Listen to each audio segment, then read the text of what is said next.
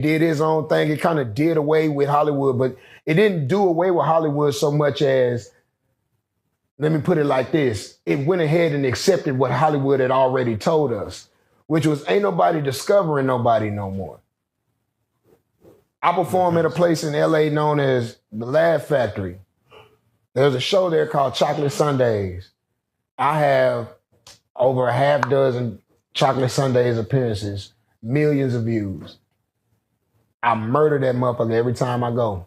Yeah. Not one time has anybody came to me after the show and been like, I'm gonna make you a star. That part of Hollywood is gone. Ain't gonna be no more you waiting tables and somebody hear you singing and be like, hit that note one more time.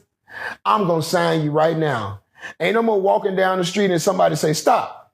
Look right there. I'm gonna make you a star. I look at production value. I'm like, Dave Chappelle show doesn't exist on a BET. I don't think they give him the budget. I don't think Wild 'N Out gets the budget on a BET to do what he wants to do. Like, it seems like Wild 'N Out should get the same budget because they used Wild 'N Out to rescue all of their other dying channels. Viacom did. Viacom is the company that owns BET. Mm-hmm. They also own MTV, MTV2, VH1, Country Music Television. Yeah. Yeah. Viacom owns all of that. So I think Viacom would have gave them the budget, but they don't give them the budget to BET. This is why the MTV Awards gets way more money than the BET Awards. Come on. Way bigger budget.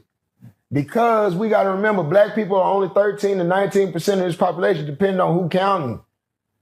Yeah. We still small. And in our heyday, there were 40 times. Our problem is we buy low and then cut a discount. Goddamn. Damn. We got to figure this out. Can I get your take? You know, we have to get your take on the Diddy scandal, if it's a scandal.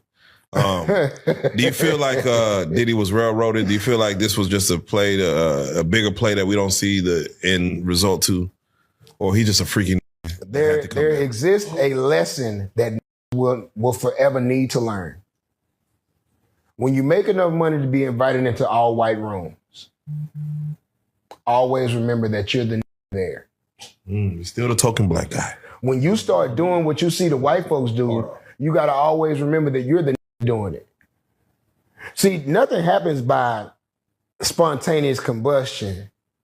The epigenesis of Diddy's nasty was all the other parties and shit he went to when he was a young intern and shit, hanging out with Andre Harrell and them and shit. When he was hanging out with white billionaires and shit, you get to see how people